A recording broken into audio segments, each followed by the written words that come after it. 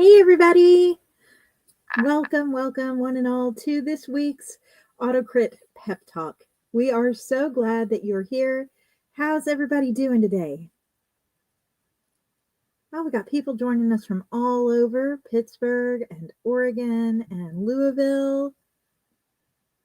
Welcome, one and all. It's so good to see you on.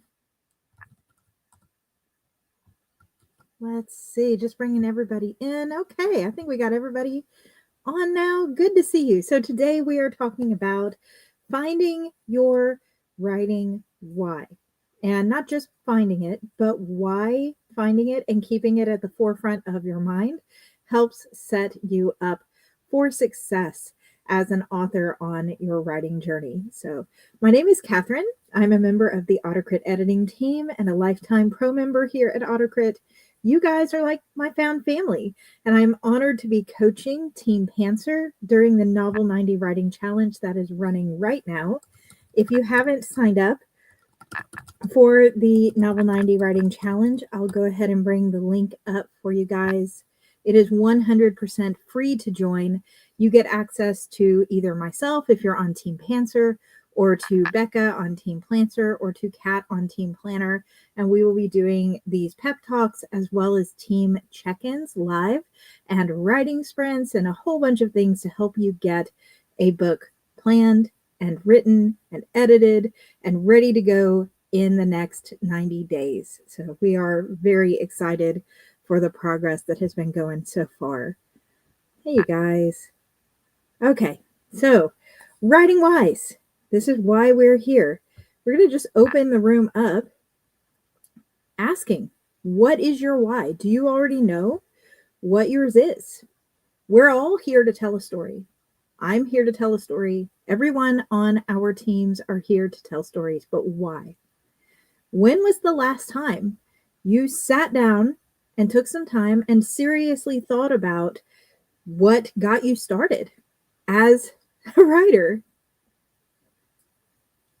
Oh, good to have you. Welcome to Team Pantser there, Carol. So I'm going to give you a second to think about it. Go ahead and share if you'd like to.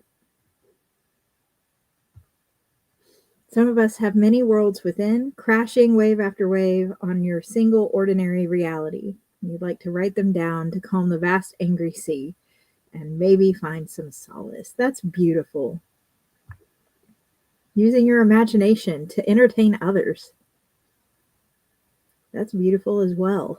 If you don't know what yours is yet, don't worry. We're going to walk through a couple places that your why could be hiding and hopefully bring that out.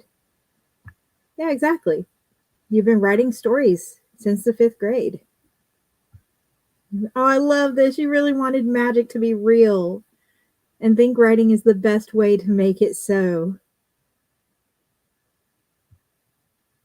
You always read and wanted to tell your stories. Pure escapism. There's so much to be said for writing a world that we would like to be in. It was a dare for yourself. Could you actually do it? Oh, I love that, Tammy. Lots of stories inside, always told them and wanted to write something you wanted to read. Yes. Lots of great reasons here. So as I said, there's a few different ways that you can find your writing why. Maybe it's hiding. Sometimes we get so caught up in the day-to-day routine and we get caught up in challenges like these or contests like these, and we start to doubt why we're doing this to begin with. Sometimes our imposter syndrome demon that hangs out on our shoulder knocks us down, and then we try to find a new why. And keeping that original why in the forefront of our mind can be difficult. So there's a few different categories where people's whys tend to hang out. The first is in books you loved. And yes, let me see. I think I can make this bigger. Reading books you loved or hated may have made you want to write. You have tales to tell too, after all. Now, I am one of those people that started writing at a very young age with crayons on construction paper as a kid, telling little stories. And there were stories that captivated me.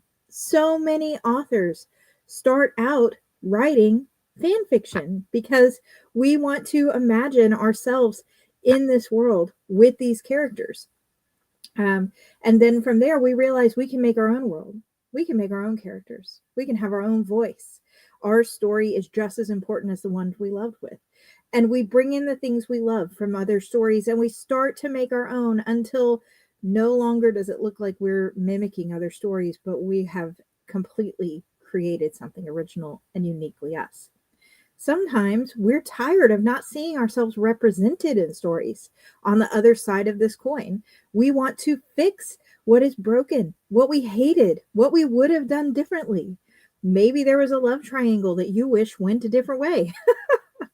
Maybe there was an action thriller where you wished the villain could have been redeemed in the end. And you take these matters into your own hands, and that drives your writing. And your original why, if you fall into this category, then becomes I write books because I want to read the stories in my head, or I write books because I want the kinds of stories I wish were there to actually exist, not just for me, but for the others who are with me. Now, the second category here is observing market success. These are our fiction and nonfiction authors who want to pay their bills with their writing, which is a really legitimate approach to writing. They observe market success that others make, writing 50 Shades of Grey or the story about Legends and Lattes, about the cute fantasy cozy barkeeper telling tales and going on adventures. We see these books picking up and we think that could be us. I've got a story that people would love too. And so we then put our pen to paper to try to make that our career full time. And then if you're in the third category, you may not have started out necessarily wanting to write, but you had something pressing to tell. There is a goal, a vision for your piece. It is being written solely to empower others to get through things you went through in life, to understand that there are things going on that maybe they don't know about because it's not being talked about, because you have a political or religious or social view that needs to be heard by others, and this is your medium. Maybe you're a teacher and you're tired of trying to scrap together resources to teach on a topic you're passionate about, so you write one yourself. Or a businessman who's tired of seeing your peers make mistakes. Or maybe you're the person who's gone through a transformative journey, whether that's health or weight or wealth, and you want to share all that you've learned with other people so they can have the joy you're experiencing in life. All of these things fall into that third category of writing for others, whether that's for profit, which mixes 2 and 3, or solely from an altruistic perspective. This is a powerful why. So if you feel like you fall into one of these 3 or a mix, drop the numbers for me. Where are you? 1, 2, 3, a mix of the 2.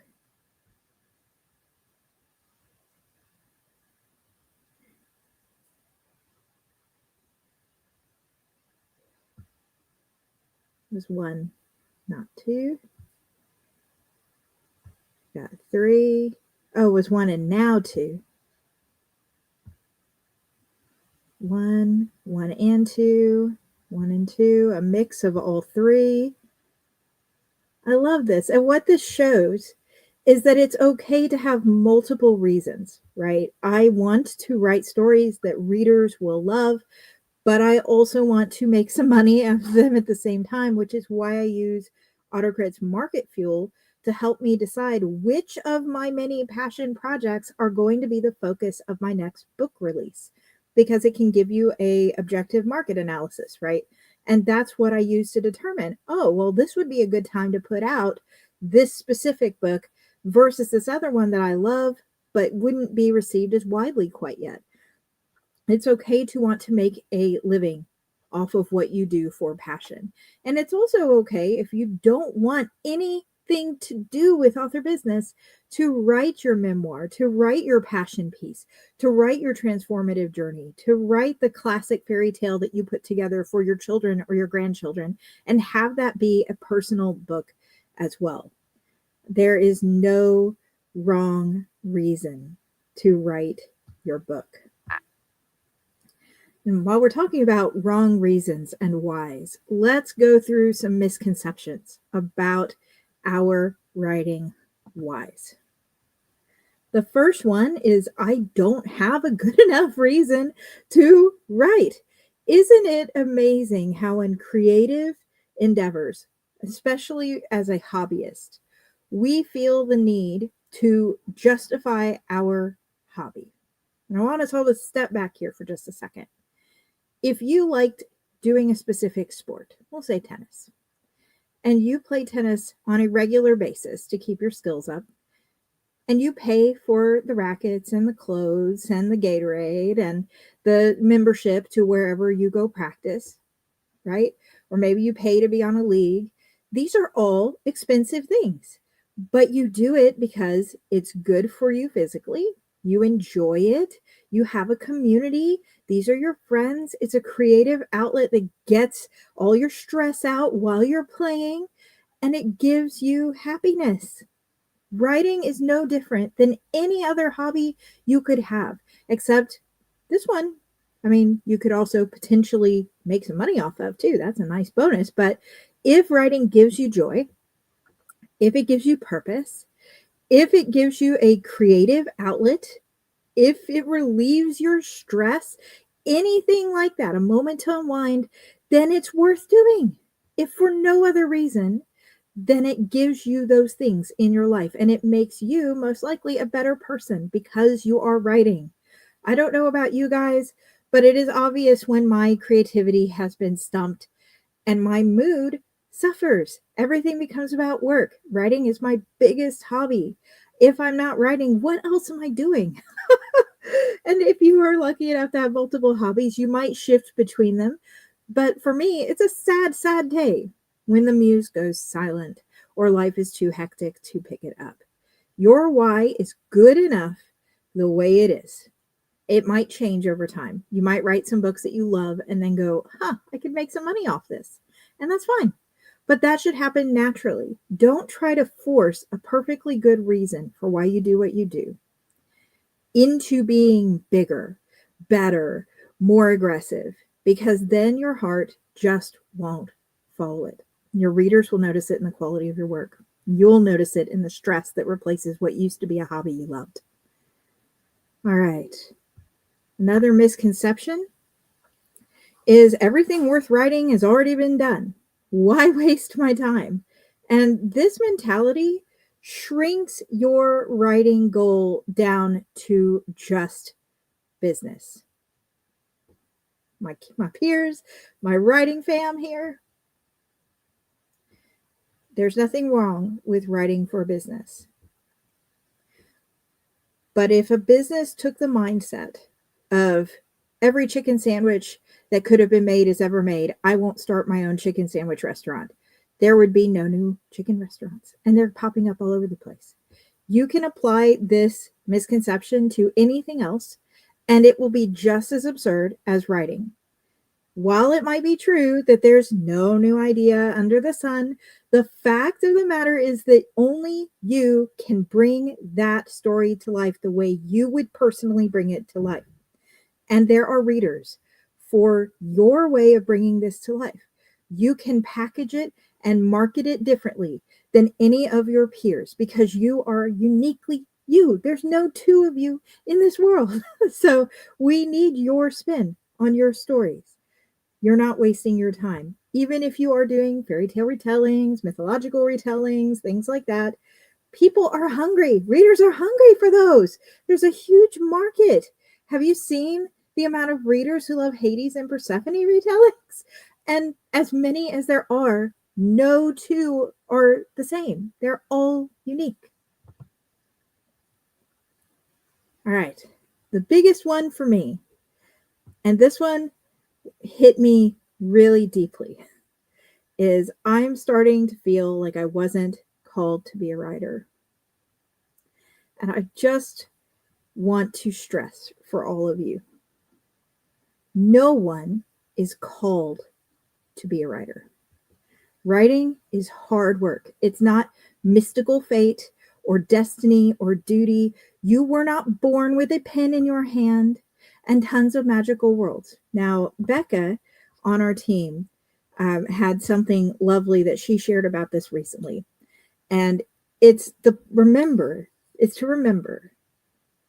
that we can all feel drawn to different disciplines, but being drawn is not enough. That's not the same thing as being called.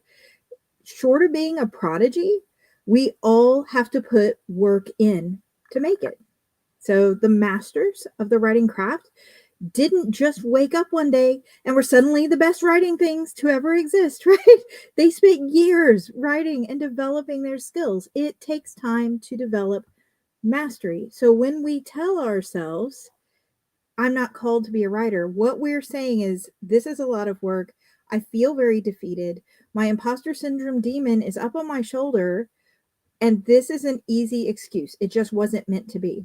But it was never meant to be. We have to make it be. So we have a choice to put words on the page or not. If we choose to do it, we are writers. There's a whole pep talk video about that from Becca. We are writers because we are writing. End of story. So go put some words on the page. And don't worry about calling and fate and destiny. You're in control here. So once you figure out your why, you need to own your why. Your why is yours. And I know that might sound like, well, duh, but it is yours. Don't diminish it. Would you let a loved one diminish something that they value? Oh, I have this beautiful fluffy cat. I love her to death. Well, just because I love her, she must be a stupid cat. No, that doesn't make any sense. We would never stand for that. Poor cat. It's ours. It's our why. It's our dream. It's our vision. So own it. Comparison of whys is not always constructive because this is so personal. I might have gone through one specific experience in my life that would not apply to other writers, but will be relevant to my specific readers. So if I stop what I'm doing and go, well, I experienced this, and there's a subset of readers that would like this, but over there, Kat's writing that, and her why is so much more impressive than mine, so I should just back out.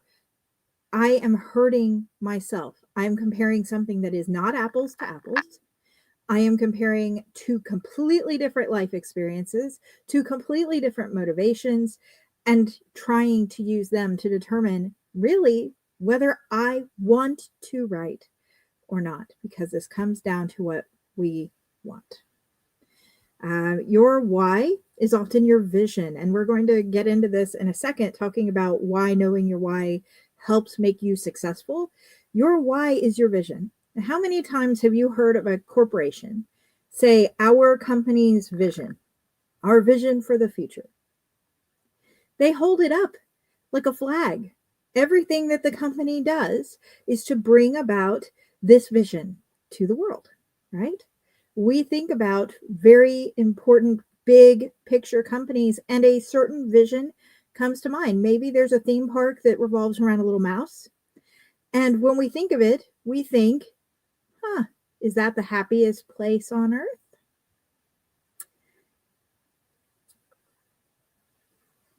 Why do we think that? Because their vision became their branding and it resonated with their audience.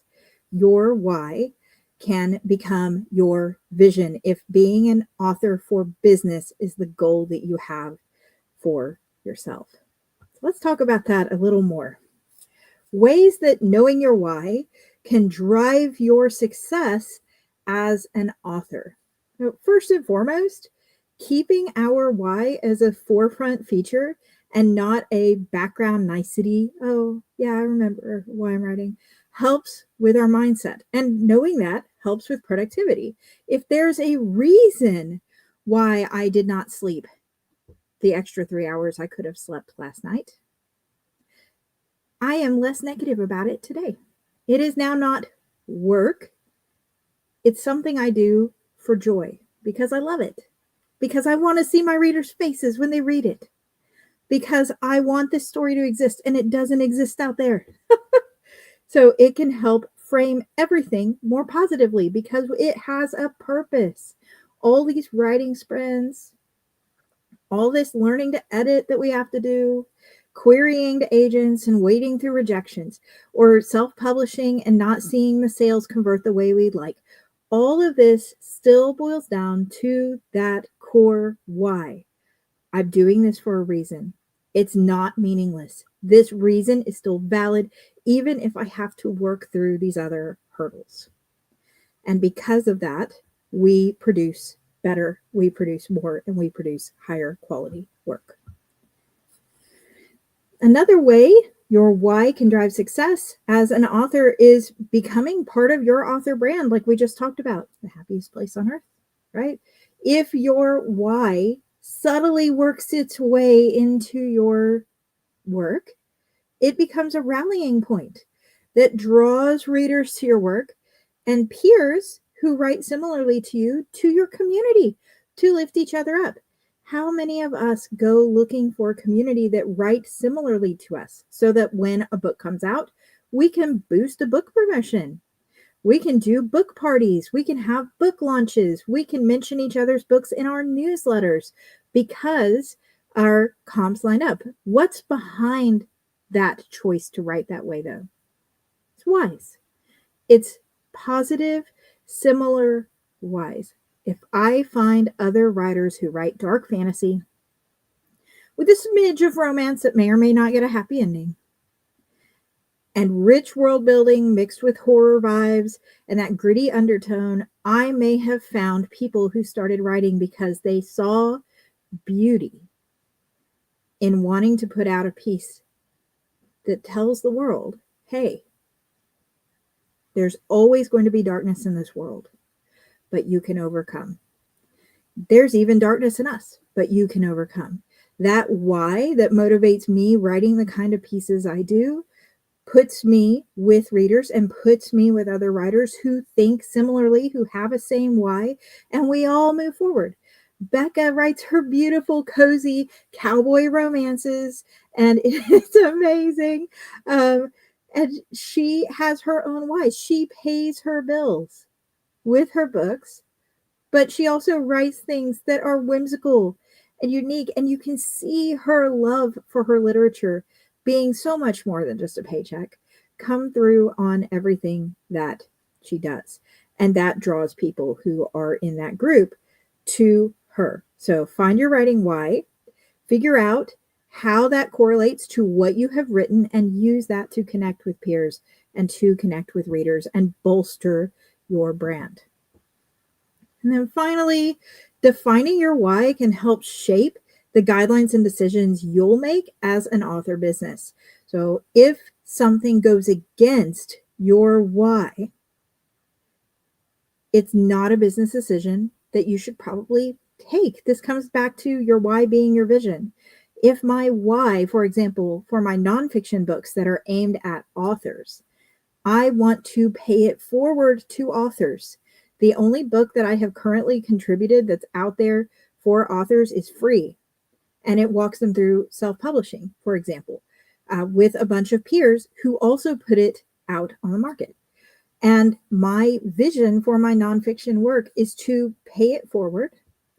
And yes, there's a business angle. I do offer editing services. I am a pitch coach. I am an author coach. And I make my living from that instead of the books. And so there is a business angle.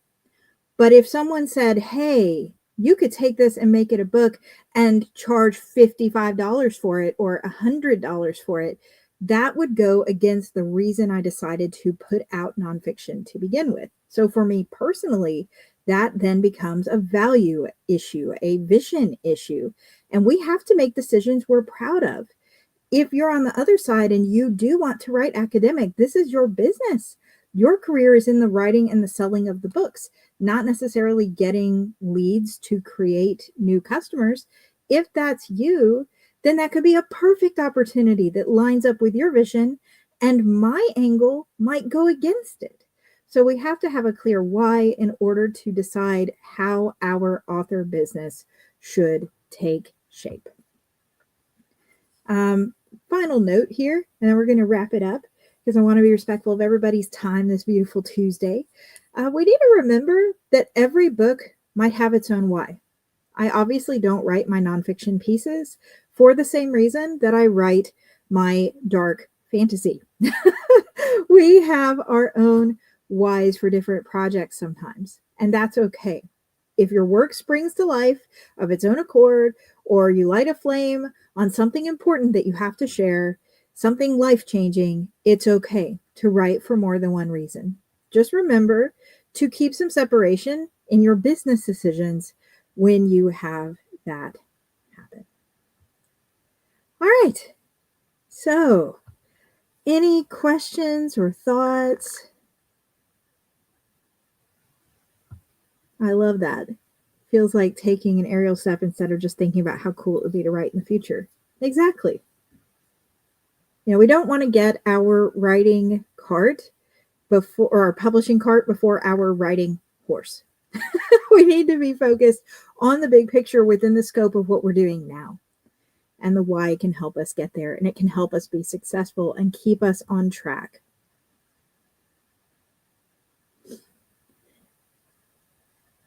Oh, all right, you guys. So I'm going to bring up one more time the Novel 90 Writing Challenge sign up form, which is free. We would love to have you join us for the challenge if you are not already.